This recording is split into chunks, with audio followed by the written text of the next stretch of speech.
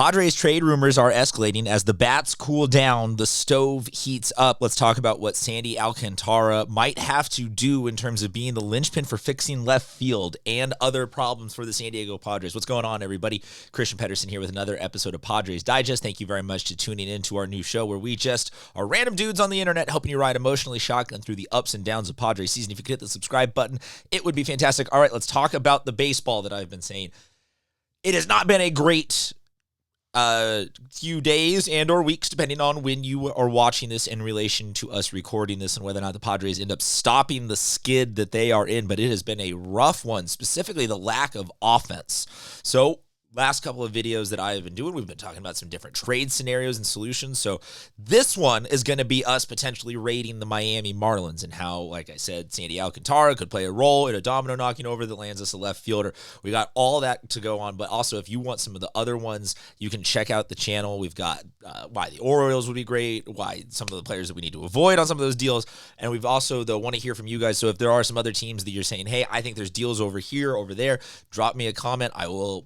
I will work it through here emotionally in the same space as you. But Sandy Alcantara, this gentleman right here, is a Miami Marlins starting pitcher. So you're saying, Christian, what does he have to do with fixing left field? I think that the discussion it's a two-way street here. We're talking about the Padres' needs. We're talking about the Miami Marlins' needs. The Padres' needs are in left field primarily in terms of this conversation. In the offensive skid, everybody's been bad.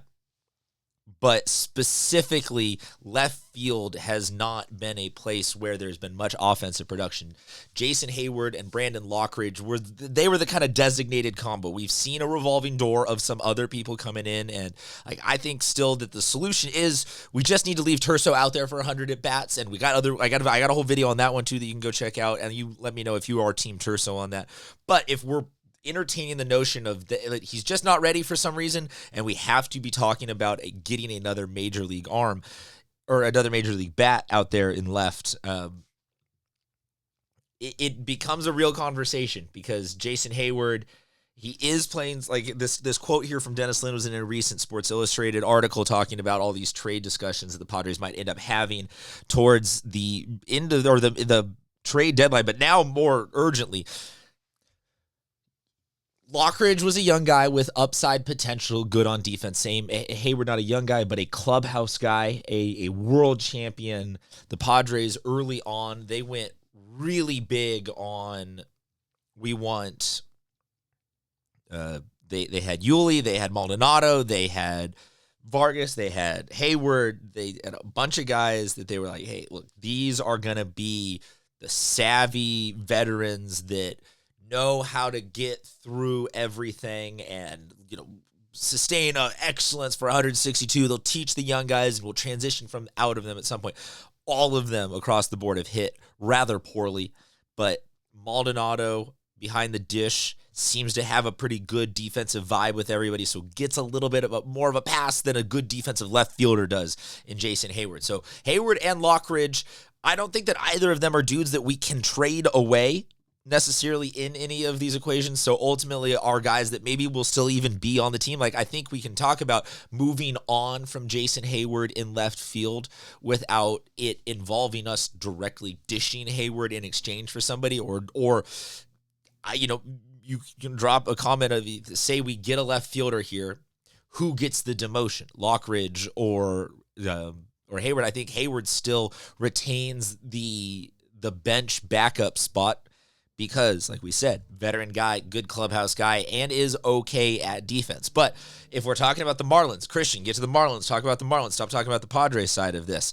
The Marlins have a gentleman by the name of Kyle Stowers, who is an outfielder that is having an absolute breakout season. Here are Stowers' numbers for the Marlins this year in a not small at-bat sample size. This is him playing enough baseball that if this was a Padre hitting this way, he's kind of having a Sheetsy sort of year. He is a 26-year-old. He is I'm trying to think of the way.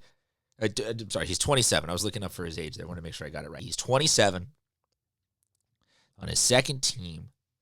He is on a 1-year deal with the Marlins. And to me, if you can put those numbers that you saw right there out in left, obviously, like that's a no-duh, that's an upgrade. But this is a guy that I think, based off of the season that he's having right now, is going to get some interest from around the league. Like I said, on the 1-year deal.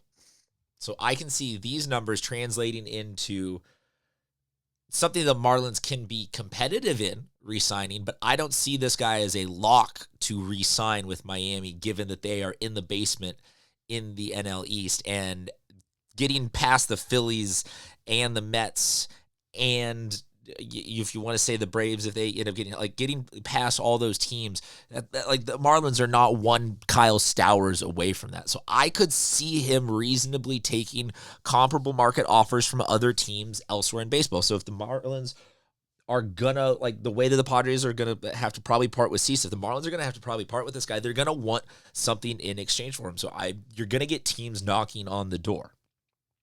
Padres should absolutely kick the tires on this deal. Like I said, they're not going to want to take Hayward in exchange for this or Lockridge in exchange for this. So this might be a combo of, right now, if Ethan Salas was healthy or something like that, I'd say one of those, not LDV. We don't give up our 18-year-old shortstop prospect, but prospects 2, 3, 4, 5, the guy that we got back, the reliever that we got from the Reds, stuff like that. Like it's probably a couple of those pieces and some cash.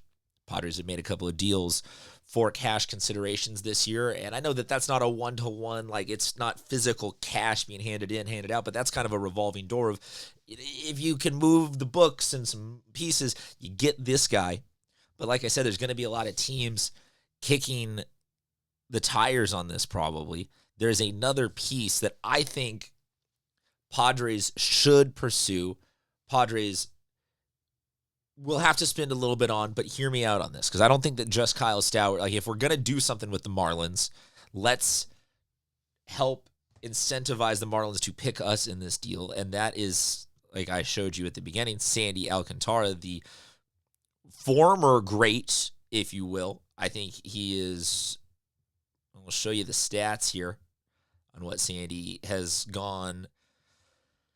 The numbers have gone south since his return from having his arm surgery, and saw this in the comments that, you know, a lot this year, that Ruben Niebla is a fan favorite, that he's a great pitching coach, and I think that Sandy can benefit from coming to San Diego and getting his head straight. And like if Sandy Alcantara, I would void these numbers as a Padres fan and not be skeptical of this if you are telling me that this is coming from Sandy Alcantara. So look, he's got a lot of money still on the line. So the Padres would have to, you know, maybe eat some contract or whatever. He's got a couple more years of team control. But I think if the Padres could do something like that, shore up the pitching rotation, because it looks like Yu Darvish might be on the shelf a little bit longer. I don't know. I think there's some really interesting options there that the Padres eat a little money, but maybe give a combo of minor leaguer prospects, international cash, send it Marlins way. Let's get Stowers and Alcantara back, and let's lock this thing in. I think that could be the next major plot line for the Padres, is let's get that left fielder, let's get that pitcher, and let's turn this around. Let me know, though, what you think. Drop a comment on some trade ideas that you do or don't like, or if you just think this is all absolute insanity, or if you like only one piece or the other. Let me know, and as always, if you could hit the subscribe button, it would be much appreciated. Until next time, we will talk to you guys soon.